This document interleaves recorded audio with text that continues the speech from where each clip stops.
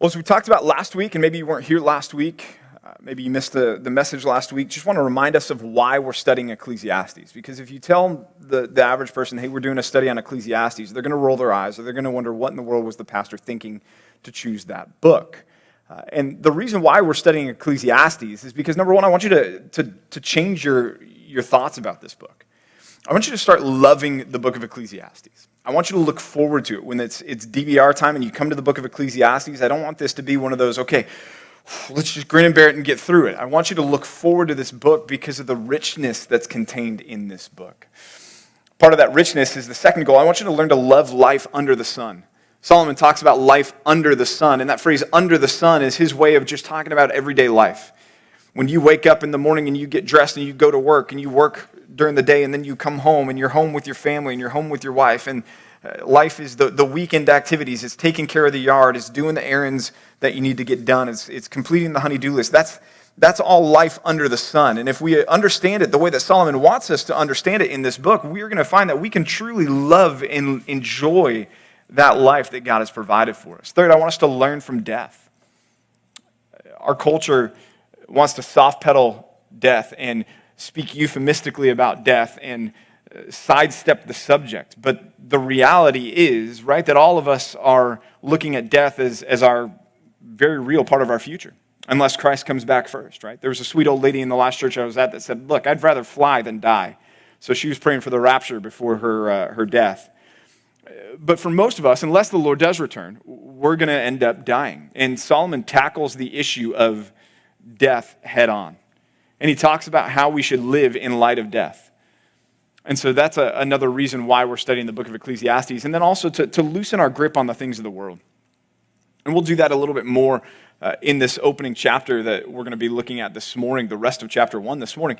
Solomon, he takes his pry bar, the word of God, and he begins to pry open our hands as we are holding fast to some things that are really and have become idols in our lives.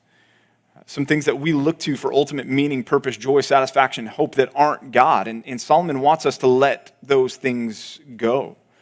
Not that we get rid of them or forsake them or abandon them, but we just need to loosen our grip and make sure that we strengthen our grip on the God of the universe. And then finally, as we do this and as we consider all of these things, we're studying Ecclesiastes because I really want us to be better prepared for the Bema seat. The Bema seat appears in 2 Corinthians 5:10, where Paul says that all of us as Christians are going to appear before the judgment seat of Christ to receive what is due for what we've done in the body, whether good or evil. So that's that time of the evaluation of our lives, men, where we will receive the reward or we will see what has been wasted, that wood, hay, and stubble. We will see that burn up there at the Bema seat of Christ. So my desire is through studying the book of Ecclesiastes that our lives will be lived more faithfully to the Lord and we will be better prepared for that day. And in fact, that's Solomon's conclusion at the end of Ecclesiastes. The series is called The End of the Matter, and that comes from Ecclesiastes 12:13, where Solomon says, the end of the matter. All has been heard. Fear God and keep his commandments, for this is the whole duty of man. And then he says this in verse 14, for God will bring every deed into judgment with every secret thing, whether good or evil.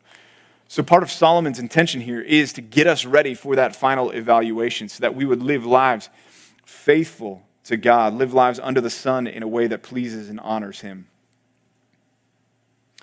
This passage this morning, though, it's interesting because it's going to feel a little bit similar to what we talked about last week in some ways, but the spin this time is that Solomon is telling us that God has put us in the way of disappointment.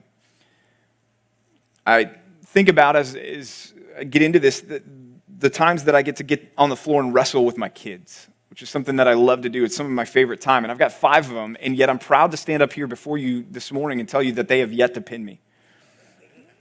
Now, 2 of them are 3, one of them's a girl, one of them's 5, and then there's my 11-year-old. My 11-year-old has the best chance, but he's still not there yet. But they all come at me at once, and I keep telling them, look, guys, you can't beat me. I'm bigger than you. I'm going to put you down. You cannot get me. You cannot pin me. It doesn't matter. They'll still come at me. They'll still try to do everything they can, and the twins just run and jump and usually jump over the pile.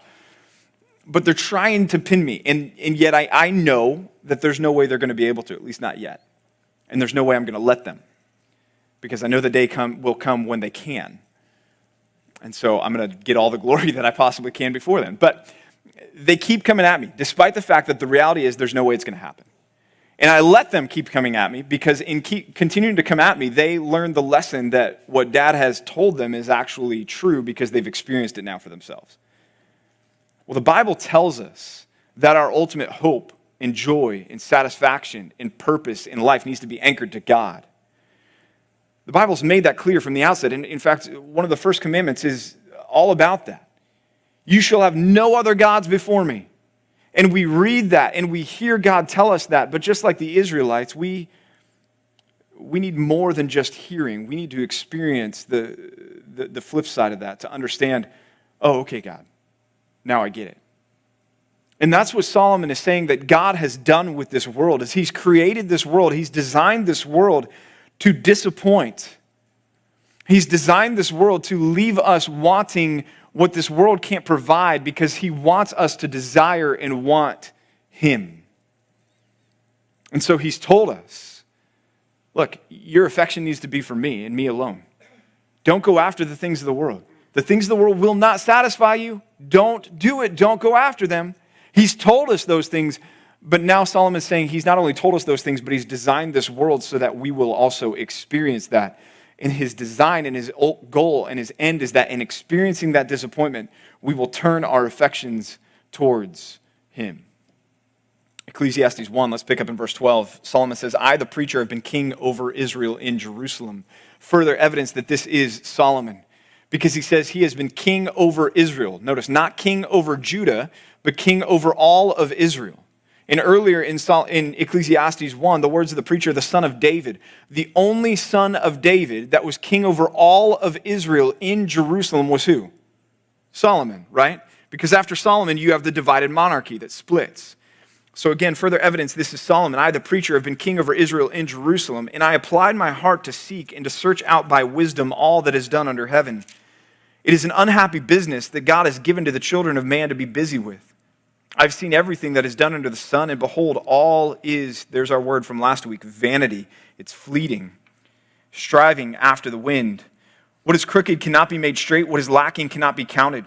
I said in my heart, I have acquired great wisdom, surpassing all who were over Jerusalem before me.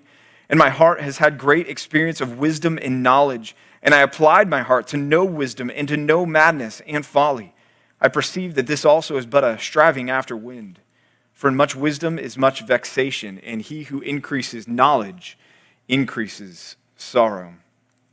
Back in verse 12, I, the preacher, have been king over Israel and Jerusalem, and I applied my heart to seek and to search out by wisdom all that is done under heaven. If you left last week or our last time together a little bit frustrated with Solomon's conclusion, a little bit frustrated with the reality that we live in, and that is that all of the pleasures and all of the joys and all of the happiness in this earth is vanity. And remember, we talked about that word vanity. It doesn't mean meaningless or futile or pointless. It means what? It means fleeting. It's like the steam off the cup of coffee. It's there and then it's gone. And to try to hold on to the pleasures and joys in this world is like trying to grasp that steam. That's what Solomon was saying in the opening of this book. Vanity of vanities. All is vanity.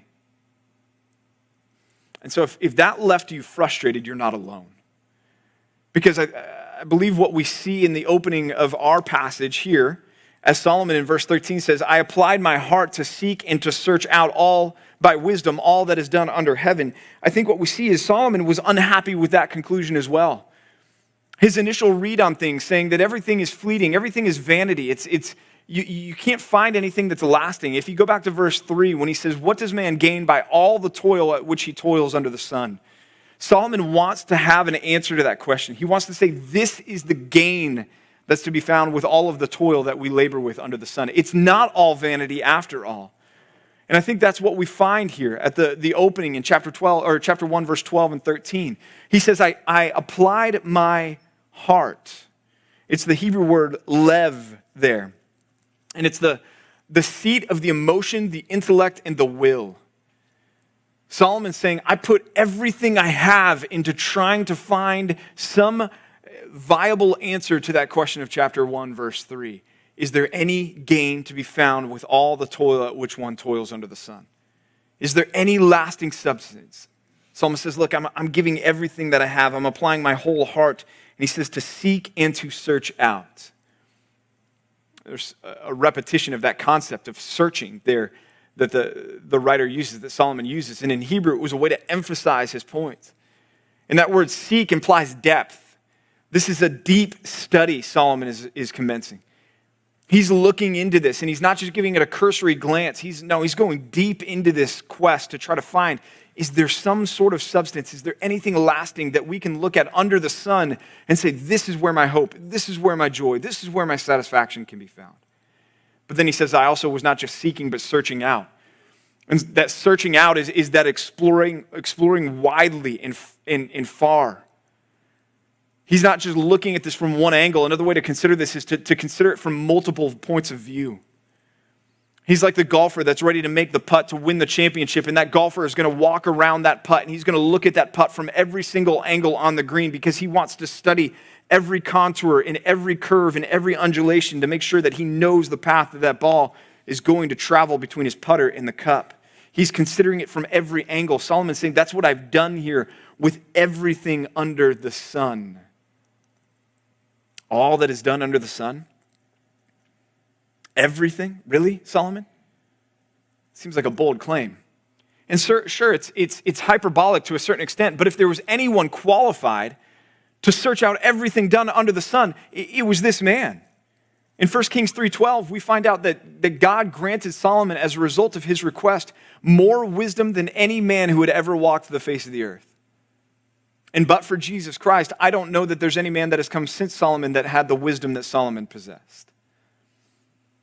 Beyond that, he was the king over Israel. He was incredibly wealthy, incredibly powerful. And so he had at his disposal the resources, both through his wisdom, his wealth, and then also thirdly through his power, to be able to commence this search that he's talking about here. And he searches far and wide. You know, it's like when you go to make a new purchase. If you're like me, you go and you read the reviews. And you don't read the reviews just from one website because you want to guard against those fake reviews, which really, if there's a tool of Satan out there, it's the fact that there's fake reviews on the internet, right? Because how else are we supposed to trust the review of the television? You read the review and you think to yourself, well, that's fake. That's a 5-star review, that's fake. So here's what I do. I don't know if you're like me, but I go find the 3-star reviews because I figure those are the ones that actually bought the product, and I find the best product that has the most positive 3-star reviews that I can find, and I end up buying that one. So I basically live with mediocre technology in my house, is what I'm trying to say.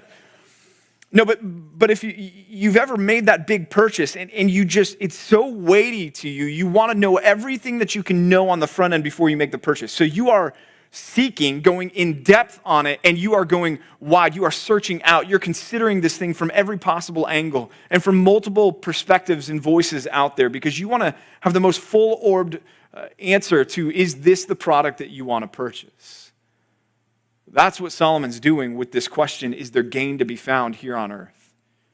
He's looking at it and considering it from every angle, and he's doing it, he says in the text there in verse 13, by his wisdom. And so Solomon, the wisest man to ever live, except for Jesus Christ, Solomon is using the wisdom that God has granted him to evaluate everything that he takes in here in this search and in this quest to find out the answer to this question in chapter 1, verse 3. Is there anything to be gained from all the toil at which I toil under the sun? Is there substance? And what's his conclusion? Look at verse 13 there, the second part. He says, it is an unhappy business that God has given to the children of man to be busy with. What's this unhappy business? It's this search for lasting substance and satisfaction under the sun. Unhappy. It's a word in the Hebrew that means miserable, harmful, injurious. The Christian Standard Bible actually translates this miserable. It's a miserable thing that God has given mankind to be busy with. The NET New English Translation says it's a burdensome task that man has to be busy with. And it's this business, this work. It's a word that business is unique to the book of Ecclesiastes. And it's not work as you think about work vocationally. It's work as almost we think about in the secular world, the word fate. This is the toil. This is the lot of every man. to be busy with this task of trying to find lasting substance and satisfaction in this earth. It's a miserable task. It's a burdensome task. It's a grievous task. But look at more closely what he says there. It's an unhappy business that, what is the next phrase there? That God has given to the children of man. That God has given to the children of man to be busy with. We like to talk about the gifts of God, but we like to talk about the gifts of God from James's perspective, right? That every good gift comes from the Father above. We like to talk about the gifts of God as Jesus talked about the Father when he said in talking about prayer, look, if you earthly fathers know not to give your child a stone when he asks for bread, how much more will your heavenly Father give you the things that you need? We like to think about the gifts of God in that sense, but Solomon is saying there's a different gift that God has given, and he's given it to every single person who's ever been born, and that is this busyness that we have of trying to find satisfaction here on earth from a world that can't satisfy. See, men, your discouragement with this world, your disappointment, your deflation with this world and the things in this world is from God. In fact, it's a gift from God. It's part of his created order, part of his created design for your life and for my life. Our first point together this morning is this. Realize that God created you to want what this world can't provide. God created you with a desire for something that this world can't meet.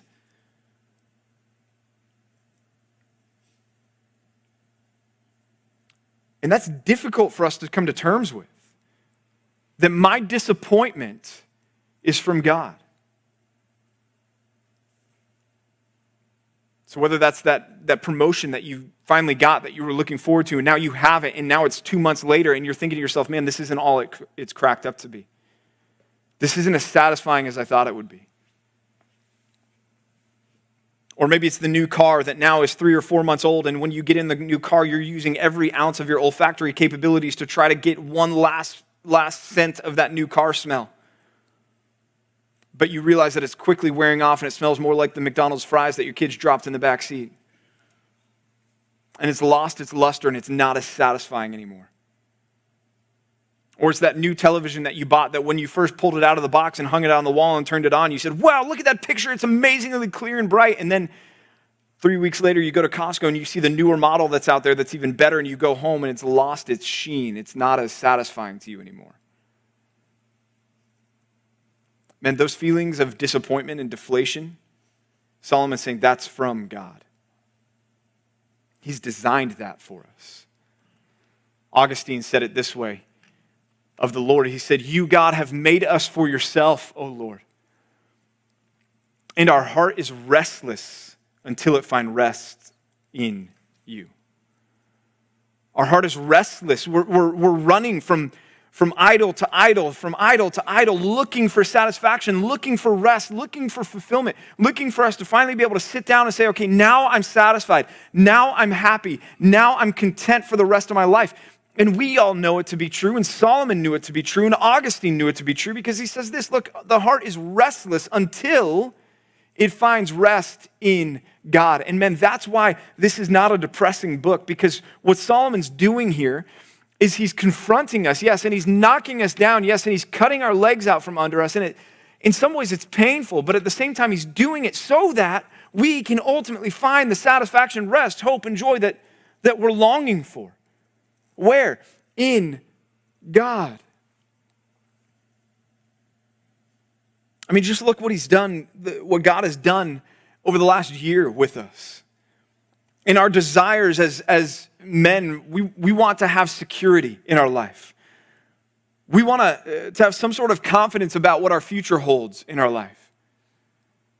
We want some sort of reign and control on our health. If we take our multivitamin and go to the gym occasionally, we want to have confidence that we're going to be okay, that there's not some pandemic that's creeping out there that's ready to take us down at a moment's notice. And yet look at what God has done over the last year to our sense of security, to our sense of confidence about what the future holds, and to our confidence that we can stay healthy. And that was just with one tiny, simple virus.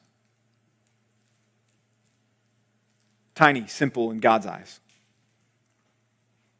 See, God creates this world and he brings things into this world and into our lives in order to crush us and disappoint us and deflate us. Even when we get everything that we want. Think about Robin Williams, an actor who had everything that he wanted. He was at the top of his career.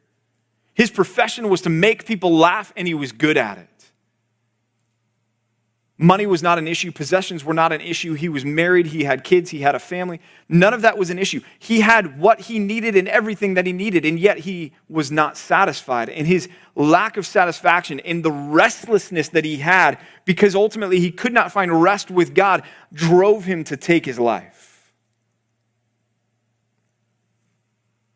We understand when the CEO of a Fortune 500 company that goes belly up and he has to lay off thousands of people and all of a sudden he's at the end of his rope. We understand when he takes his life.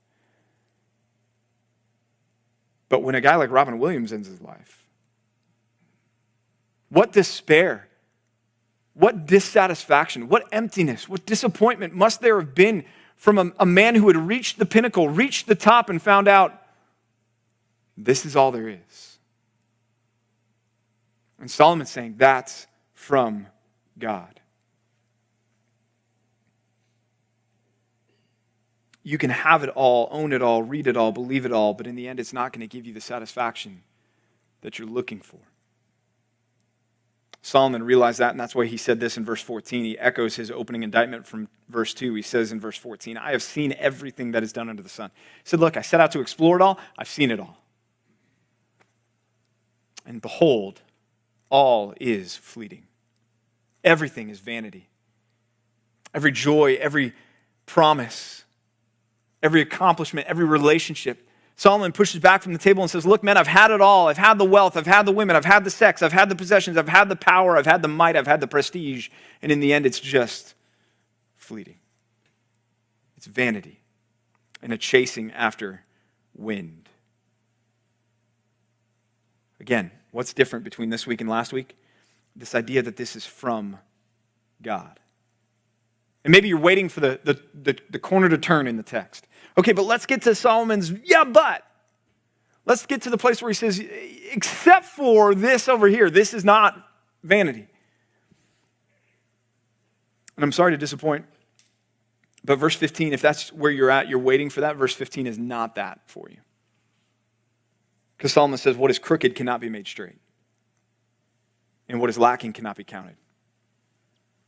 What is crooked cannot be made straight, and what is lacking cannot be counted. One author put it this way: Solomon is expressing a view here that can be fairly described as complete resignation to the way things are and that they cannot be changed. That this world and everything under the sun that is given by God to disappoint us and deflate us and discourage us, Solomon says that can't be changed. There is no corner to be turned. There's no but coming. There's no except coming when it comes to everything that's under the sun. What is crooked cannot be made straight, and what is lacking cannot be counted. You know, there are times in sports where your team is down late in the game, and all of a sudden your best hitter is coming up to bat, and he's got the chance, right? Your team's down 3, the bases are loaded, and it's a long shot, but you're thinking, man, a grand slam would win this thing.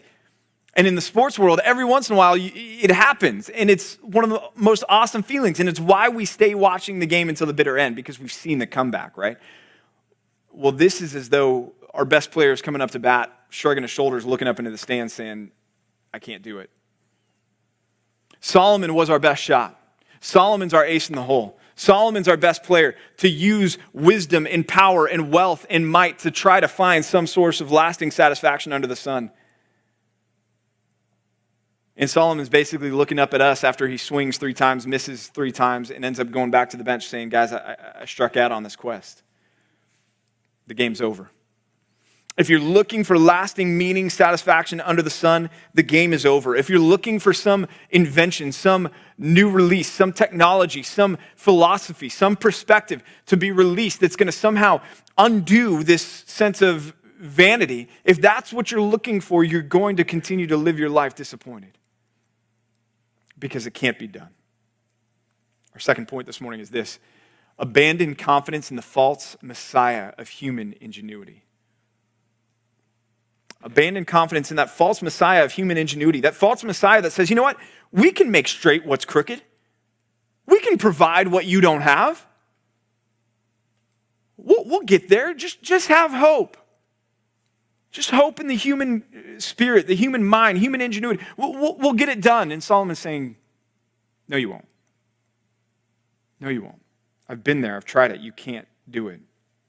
And the reason for this, man, is the problem facing Solomon is the same problem facing us. And that problem goes back not to Solomon, but it goes way back before Solomon to the Garden of Eden. If you think about the Garden of Eden, imagine if Adam and Eve, prior to the fall, were handed the book of Ecclesiastes. Hey, Adam, Eve, why don't you read this? They wouldn't have even come close to being able to understand what he was talking about. They would have thought, this is insane. What is he talking about? Vanity. What is he talking about with futility? What does he mean there's no satisfaction or joy or happiness? What is he talking about? Of course there is.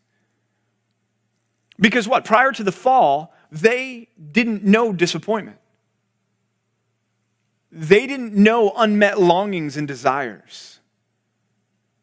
They had everything that they needed provided for, and it was provided for them by God. And the most important thing that they had was they had an unhindered, uninterrupted relationship with God that was not broken by sin. So there was no such thing as a disappointment for them. But then along comes the serpent, right? And if you remember, the serpent approaches Eve and begins to tempt Eve. And let's think about the way that the serpent tempts Eve. Hey, Eve, did you see that fruit from the tree of the knowledge of good and evil, that tree that you're not supposed to have? Don't you want what you can't have, Eve? Aren't you dissatisfied with everything that God has provided for you in the garden since you can't have that, Eve? Oh, well, God told us don't even touch it or we're going to die. Well, you're not going to die. You know what, Eve? The reason why God doesn't want you to touch that or eat of it is because if you eat that fruit, you're going to be like him. Don't you want to be like God, Eve? Aren't you dissatisfied with your current circumstances, Eve? Don't you want something better than what you have, Eve? And so you see the seeds of sin were introduced with the problem that we're facing here. A desire for something that this world can't provide. Eve takes from the fruit, eats it, gives some to Adam who was with her. He eats it. God comes, confronts them. Adam says, it wasn't me, it was her. She says, it wasn't me, it was the serpent. He curses the serpent. And then he turns to Eve and he says, Eve, look, you're going to have pain in childbearing and you're going to have unsatisfied desires. Your desire is going to be for your husband, for his role, for his power. You're going to struggle to submit to his leadership, Eve. And that's going to be for the rest of your life. And then he turns to Adam. Oh, by the way, Adam, you're going to work the ground by the sweat of your brow. And it's going to produce thorns and thistles for you. This lush garden that you see all around you, Adam, this is the last sight that you're going to have of anything like this, because now it's going to be hard work. What does a man gain by all the toil at which he toils under the sun? Answer according to the fall is what? Thorns and thistles. See, our problem, the reason why what is crooked cannot be made straight and what is lacking cannot be counted, is because that's not traceable back to something that man has just simply made a mistake at or failed at that can be corrected. It's traceable back to the fall of man. It's traceable back to sin. And so it's the brokenness of this world, and human ingenuity cannot undo the brokenness of this world. What is crooked cannot be made straight. And in fact, in Ecclesiastes 7:13, we'll read this: consider the work of God. Who can make straight what he has made crooked? And so there Solomon is saying it directly. What is crooked cannot be made straight, and God has made it crooked. God has ordained this world the way that it is. We talked about in the Atone series, right? That even sin is a part of God's plan. The brokenness of this world is a part of God's plan to do what? To drive us to Christ, to drive us to God. What is crooked cannot be made straight. What is lacking cannot be counted. There are things that are not here that we wish were here. These desires that we would say, man, if I had more of this, I'd be satisfied. If I had more money, more time, more friends, more love, if I had more family, If I had more wisdom, then I would be satisfied. Solomon's saying what is not there, what's lacking, it can't be counted as though it is there. He's saying that's from God. Why, though? We have a desire for health. Why, even if we found a cure for cancer and a cure for ALS and a cure for the worst of the diseases, why would there just simply be another disease that would crop up that would bring us to our knees? Why, God? Why can't we, with all of our wisdom, universally come up with a plan to eradicate crime and poverty? Why does that still plague us generation after generation after generation after generation? Why can't the world powers all get together with their collective wisdom and figure out some way that we can agree upon a set of moral principles by which humanity can live according to?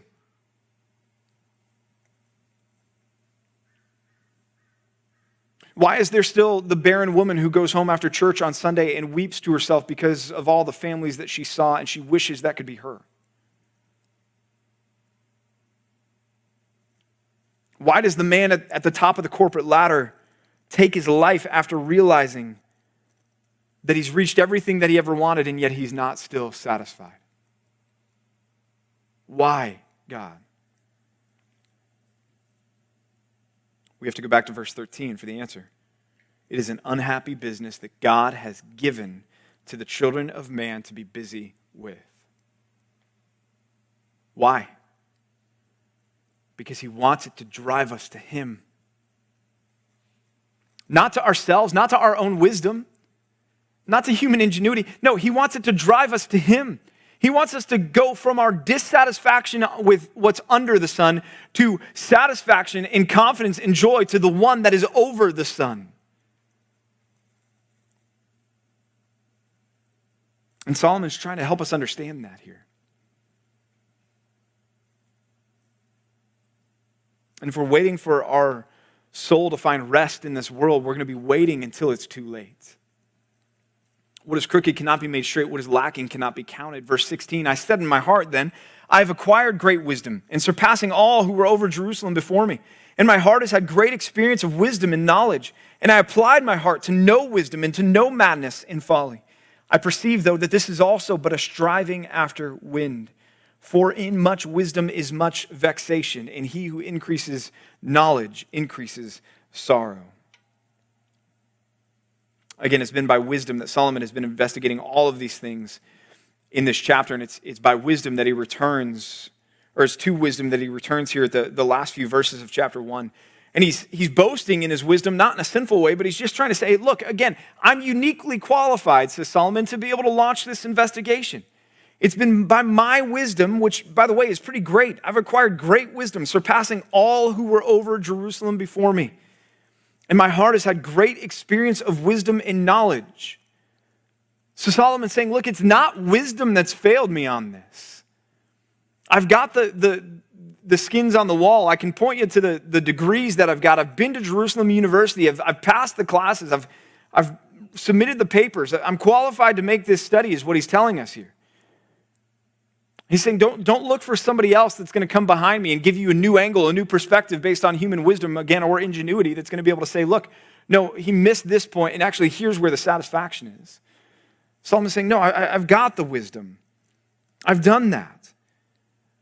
But even with all that wisdom, it's not unlocking some mystical revelation for him to say, this is where satisfaction and joy and hope and meaning are found.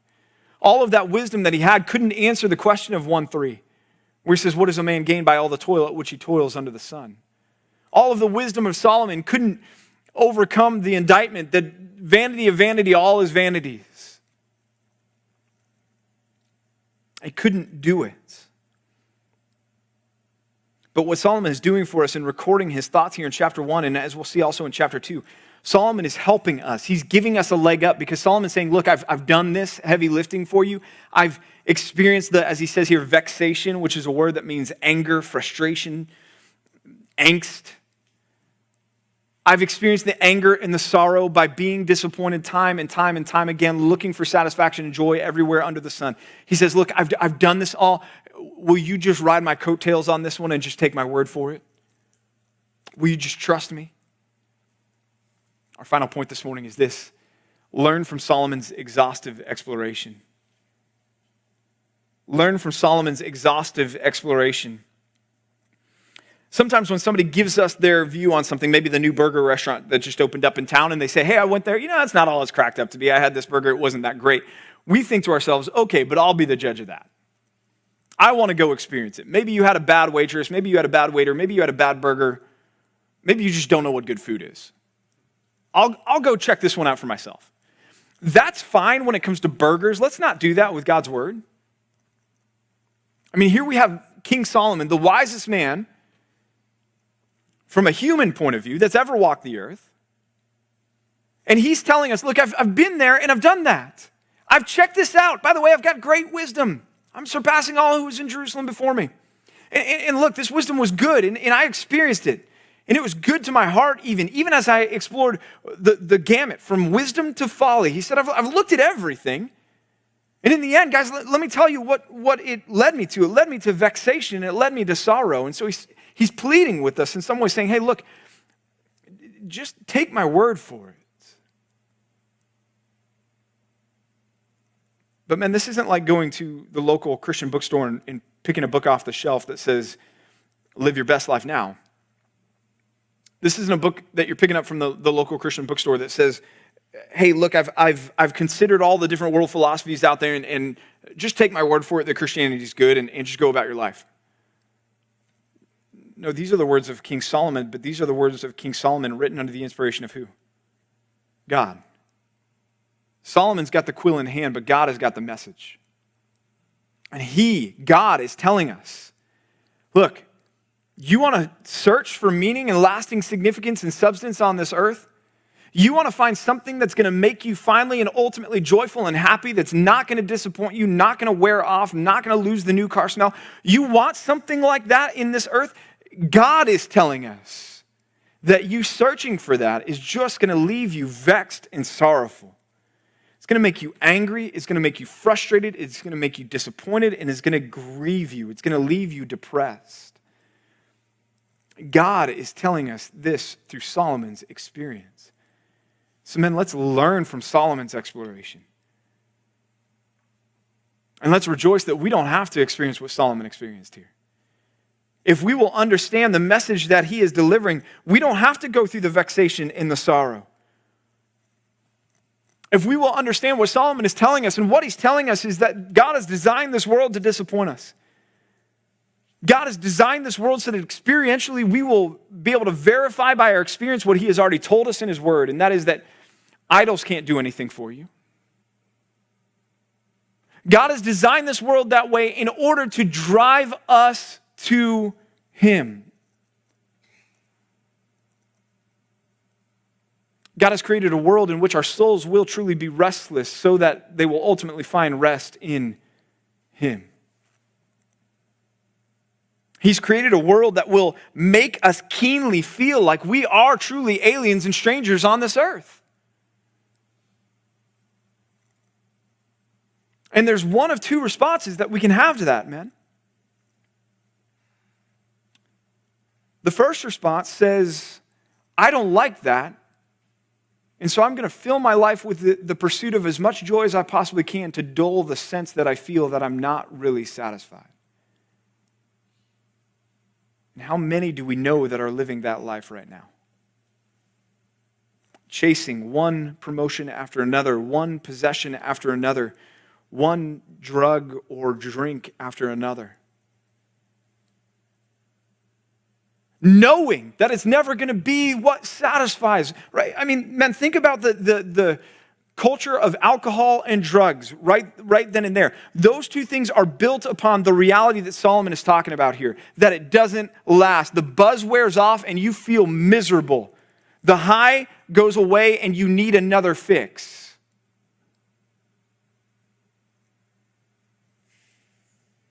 So there's that first option, and that is drown yourself in the pursuit of those things that won't satisfy. But the second option is to say, okay, God, why? And to really wrestle with that. God, why am I not satisfied with my job? Why am I not satisfied with my marriage? Why am I not satisfied with my family? Why am I not satisfied with my house? Okay, why is this not enough for me? And in asking those questions, to be led to the conclusion that God wants you to arrive at, which is because your satisfaction should be found in Him.